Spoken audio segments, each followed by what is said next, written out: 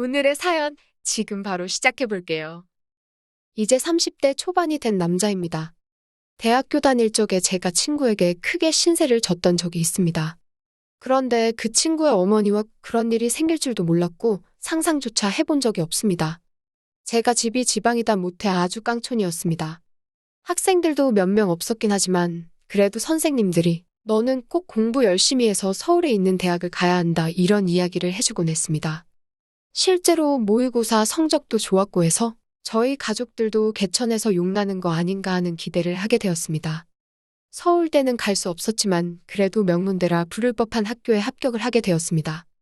집에서는 저희 공부를 돕겠다고 있는 재산 없는 재산 끌어모아서 서울에 자취를 할 수 있는 여건을 만들어줬습니다. 서울에 연고도 없었기에 발품을 팔아 자취방을 하나 구하게 되었고 집에서 지원을 해줬지만 형편이 넉넉하지는 않아서 학교에서 조금 떨어진 곳에 저렴한 곳으로 구하게 되었습니다. 오고 가는 게 불편하긴 했지만 혼자 지내는 데는 이보다 적당한 곳이 없었습니다. 방도 넓고 쾌적하고 나름 주방도 있었으니 말입니다. 학교 생활은 무난했습니다. 공부 말고는 할 줄 아는 게 없었기에 그냥 하던 공부하듯이 그렇게 공부만 했지요. 그러다가 친구 한 명을 사귀게 되었습니다. 제가 내성적인 성격인지라 친구를 잘 사귀기가 힘든데 이 친구도 농어촌 전형으로 저처럼 가산점을 받아서 들어온 친구라서 이야기도 잘 통하고 죽이 잘 맞았습니다. 이 친구를 사귄 덕분에 처음으로 학교 사람들하고 같이 술을 마셔봤습니다. 처음 마시는 술인데 제가 생각보다 주량이 세더라고요.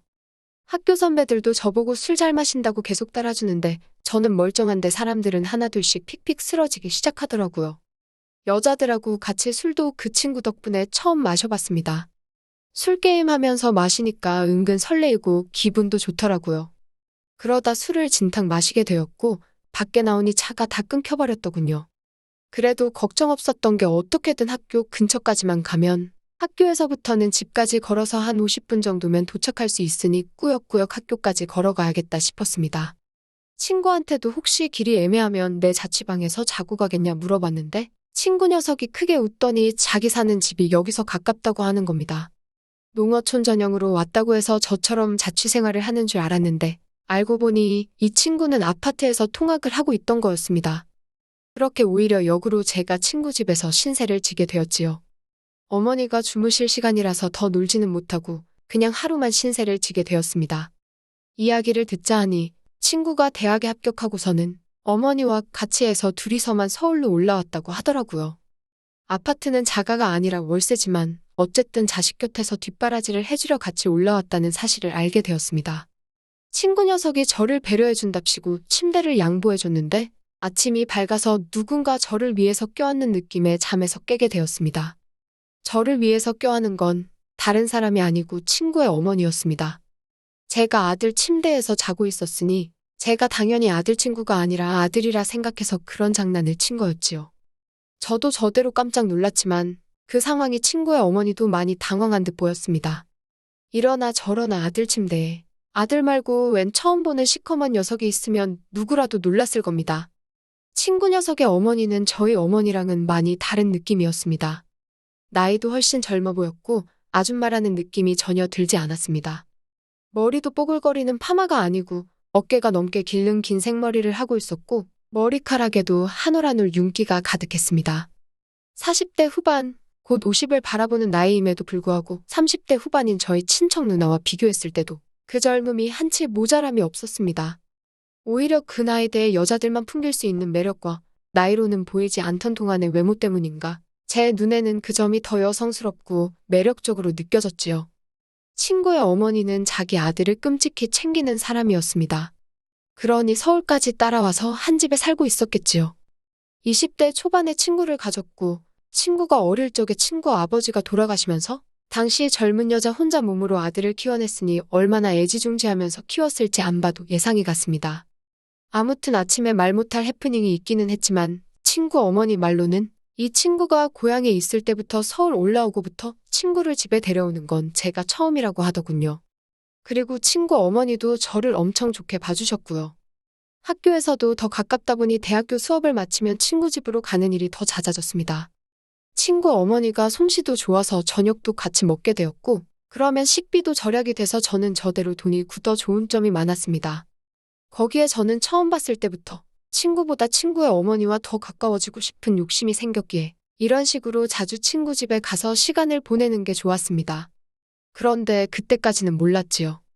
친구 어머니의 미모 덕에 제가 정신을 못 차리기는 했는데 셋이서 이렇게 모여 있으면 친구 어머니가 친구를 바라보는 모습이 마치 아들이 아니라 그 이상의 무언가로 여기는 듯한 느낌을 받을 때가 많았습니다. 제가 친구 어머니를 계속해서 쳐다봤기 때문에 그 시선이 보통이 아니란 것쯤은 눈치를 챌 수 있었지요. 어머니가 아무리 신세대라고 한다 하더라도 저희 어머니 또한 저를 아침에 그런 방식으로 깨워준 적이 없었습니다. 장난으로 아침에 깨운다고 하기에는 너무 와락해 화났던 그때의 기억도 있고 해서 저의 의심은 점점 들어 확신으로 바뀌고 있었습니다. 중요한 일이 있어서 제가 아침에 학교를 가볼 일이 있었습니다. 그런데 너무 아침 시간이라 시간을 맞추기가 영 힘들었지요. 시간을 맞출 수나 있을까 고민하고 있는데 친구가 뭘 걱정하냐면서 자기 집에서 자고 가면 10분이면 학교에 도착하지 않겠냐고 하루 자고 가라고 하는 겁니다.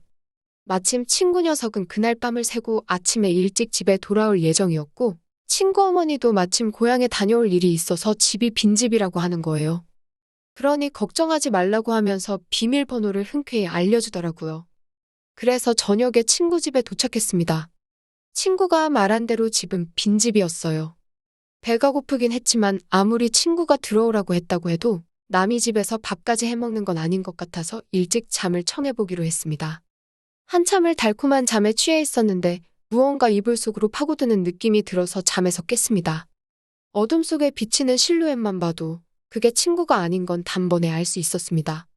어깨까지 내려오는 이 긴 머리는 친구가 아니라 제가 매일같이 쳐다보는 친구의 어머니라는 건 어둠 속에서도 단번에 알 수 있었거든요. 당황을 해서 아무 말도 못하고 있는데 이불 안으로 술 냄새가 확 퍼져 들어왔습니다. 친구 어머니가 제정신이 아니라는 걸 딱 알겠더라고요. 이미 이불 속에 가득한 술 냄새 때문에 저마저도 덩달아 취하는 것 같았습니다. 친구의 이름을 부르며 오늘 엄마가 너무 스트레스를 받아 혼자서 술을 마시고 들어왔다는 거예요. 친구의 친가, 그러니까 친구 어머니의 시댁에 돌아가셨다는 아버지 일로 다녀왔는데 거기서 엄청난 수모를 당했나 봅니다. 자고 올라올 예정이었지만 그 자리에 더 있을 수 없어서 도망치듯 나와 혼자 근처에서 술을 잔뜩 드시고는 집에 들어온 거였나 봐요. 저는 어쨌든 평소 흠모하는 친구의 어머니가 저에게 이렇게 가까이 붙어 있는 게 좋기도 했고 또 너무 당황스럽게 만드는 건 아닐지 하는 생각에 친구인 척하고 아무 말도 하지 않고 가만히 있었습니다. 술 기운 때문인지 아니면 몸에 원래 열이 많은 타입인지 안쪽이 점점 데펴지는 느낌마저 들기 시작했지요. 하지만 그 열기에도 저는 몸이 완전 얼어붙고 긴장해서 그런지 한기까지 들 정도로 몸이 벌벌 떨리더라고요. 그렇게 한참 친구의 어머니가 넋두리를 하는 걸 듣고 있다가 친구 어머니가 술 기운을 이기지 못해 잠에 들면서 상황은 일단락되고 말았습니다. 그런데 친구의 어머니가 제 품으로 너무 깊게 들어와서인지 제가 자칫 잘못 움직였다가는 친구 어머니가 잠에서 깰 수도 있겠다는 생각이 들더라고요. 잠은 깨울 수 있지만 이 상황에서 친구 침대 안에 있는 게 자기 아들이 아니라 또 저였다는 걸 알게 되면 일이 커지지 않겠나 싶어서 그냥 숨죽인 채로 가만히 있을 수밖에 없었습니다. 어떻게 해야 하는가 고민을 하는 와중에 저도 피곤했던 건지 아니면 따뜻한 그 느낌이 좋았는지 저도 모르게 스르륵 잠이 들었나 봅니다. 그대로 아침이 밝으면서 친구 어머니가 옆에 있던 게 저라는 걸 깨달았는지 괴성을 지르며 잠에서 깨더라고요. 저도 사실 잘한 게 없었기에 아무 말도 못하고 있었는데 친구 어머니가 자기가 실수를 했다며 오히려 저한테 사과를 해오더라고요. 저야 감사할 따름이긴 했지만 감사하다 직접 말을 꺼낼 수는 없어서 가만히 있었습니다. 친구 어머니는 자기가 집에 들어왔던 건 비밀로 해달라고 하더라고요. 둘이 무슨 일이 있는 걸 친구가 의심한 것보다 아버지 문제로 고향에 다녀왔는데 그냥 집에 올라온 걸 알면 친구가 싫어할 것이라 생각했나 봅니다. 그 뒤로도 친구와는 별 문제 없이 지냈고 친구 어머니도 그날 일은 티를 내지 않으며 평범하게 잘 지냈습니다. 오히려 제가 친구와 친구 어머니가 동시에 있는 자리에서 제가 스스로 불편해하면서 티를 냈던 것 같네요. 그렇게 대학 생활을 보내고 있던 와중이었는데 집안 경제적인 문제로 더 이상 제 학비와 자취비를 지원해주기 힘든 지경에 이르게 되었습니다. 학비와 학자금 대출로 어떻게든 할 수 있지만 생활비를 당장 제가 벌기에는 문제가 있어서 한동안 학업을 포기할까 생각을 했지요. 돈 좀 모으고 복학을 하려는 계획이었습니다. 그런데 친구 녀석이 저한테 제안을 하나 해왔습니다. 안 그래도 친구가 군입대를 앞두고 있는데 자기도 엄마 혼자 집에 두기에는 마음이 쓰인다고요. 그렇다고 또 군부대 근처까지 따라와서 집을 구하게 하고 싶지도 않다고 하여 일단 자기 방이 비어있을 테니 제가 그 방에서 지내면서 근근히 자기 어머니한테 아들 노릇 좀 해달라는 부탁을 해오더군요. 그래서 일단 염치불구하고 친구가 군대 가는 날까지는 셋이서 한 집에서 지내게 되었습니다. 친구 어머니도 저를 반겨주셨고 그날 일은 비밀로 하고 있었으니 직접 티를 내지는 않으셨지요. 친구가 입대할 때도 셋이서 같이 논산을 다녀왔습니다. 돌아오는 길부터는 친구 어머니가 엉엉 울기 시작해서 말도 붙이기 힘들 정도로 슬피 울더군요. 집에 도착해서는 말할 것도 없고 말이지요. 어떻게 친구 어머니를 위로해야 될지 몰라서 안절부절하고 있다가 다들 가는 군대인데 뭘 걱정하시냐고 친구 녀석도 거기서 적응 잘하고 잘 지낼 거라고 걱정 마시라고 토닥토닥 위로를 해줬습니다. 친구 어머니는 제 어깨에 기대서 눈물을 흠뻑 빼다가 지쳤는지 한동안 마른 눈물을 삼키고 있었습니다. 친구가 아들 노릇 해달라고 했으니 제가 어느 정도는 해야겠다 싶어서 친구 어머니를 부축해서 침실로 안내를 해줬지요. 일단 한숨 주무시면 나아지실 거예요 하고 친구 어머니를 침대에 뉘어드리고 방으로 나오는데 친구 어머니가 갑자기 제 팔을 붙잡더군요. 아들 없는 집에 혼자서는 외로워서 잠에 들 수 없다고요. 그러니 그때 그날처럼 제가 어머님 옆에 있어달라고 하더라고요. 이게 맞나 싶었는데 저도 사실 그때의 추억은 좋았던 기억뿐이 없어서 못 이기는 척 침대 안으로 들어갔습니다. 어깨를 토닥거려주던 제 손, 그리고 제 품에 안겨있던 친구 어머니의 얼굴은 자연스럽게 서로에게 더 가까워졌고 그날 친구가 입대한 첫날에 친구에게는 말을 할 수 없는 이야기를 써내려가게 되었습니다. 처음이 어려웠지 한번 시작을 하니 걷잡을 수가 없더라고요. 꽁트 같은 데서 보면 신혼부부가 서로 눈만 마주쳐도 그렇게 되는 걸 풍자하고는 했는데 그게 괜히 그런 게 아니었습니다. 바로 제가 그러고 있었으니까요. 하루에도 3번은 우스울 정도였습니다. 어떤 날에는 친구 어머니는 일도 나가지 않고 저도 대학교 전공 수업도 빠지고 둘이서 하루 종일 집에서 붙어 있던 적도 있었습니다. 밥 먹는 시간도 아까워서 물만 먹으면서 그랬던 적도 있었지요. 그렇게 하루하루 정말 몸이 나만하지 않을 정도로 열심히 즐겼습니다. 그리고 친구 녀석이 입대를 한 지 한 5개월쯤 되었나 드디어 첫 휴가를 나오게 되었지요.